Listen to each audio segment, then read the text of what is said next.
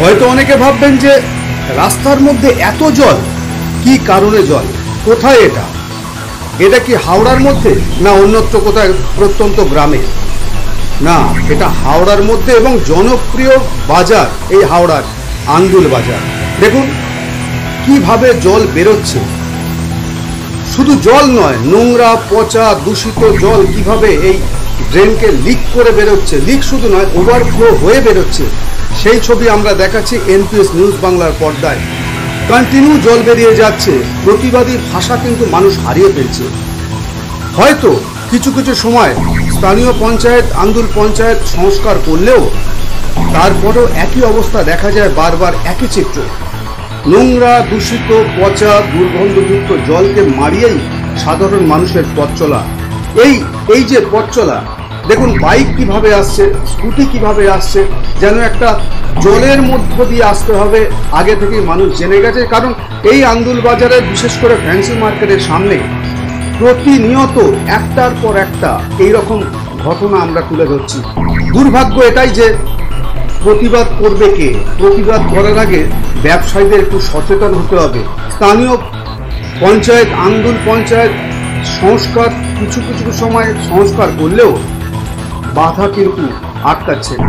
শুধু জলের গতিতে যাবে, আবার তাও নোংরা জল, দূষিত জল, যে জলের জন্য হয়তো আগামী দিনে বড় একটা বিপদ হতে পারে। নিকাশি নালা থাকলেও ঠিকমতো সংস্কার হলেও পরিপূর্ণ হচ্ছে না সংস্কারে।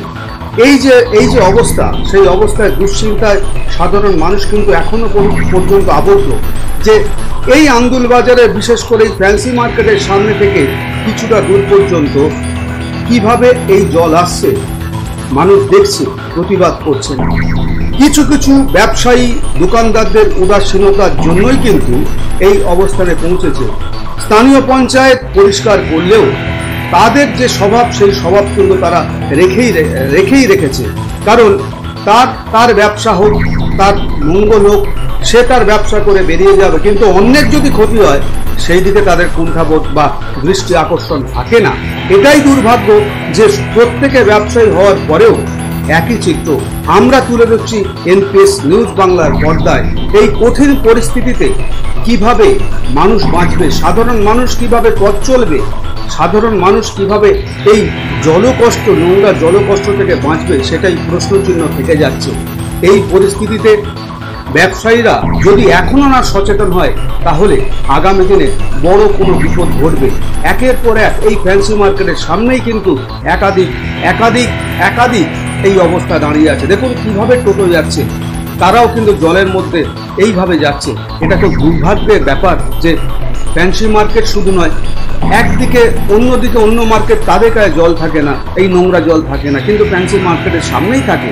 স্থানীয় পঞ্চায়েতের প্রতিনিধি সদস্যা, তিনিও বারবার এইটা নিয়ে সরব হয়েছেন, কিন্তু প্রতিবাদ কে করবে? ব্যবসায়ী, কিছু কিছু ব্যবসায়ী যদি একটু সচেতন হয়, তাদের নোংরা আবর্জনা যদি ড্রেনের মধ্যে না ফেলে, তাহলে আগামী দিনে সত্যি নিঃশ্বাস পাবে সাধারণ মানুষ। শেখর প্রামাণিকের রিপোর্ট, এনপিএস নিউজ বাংলা।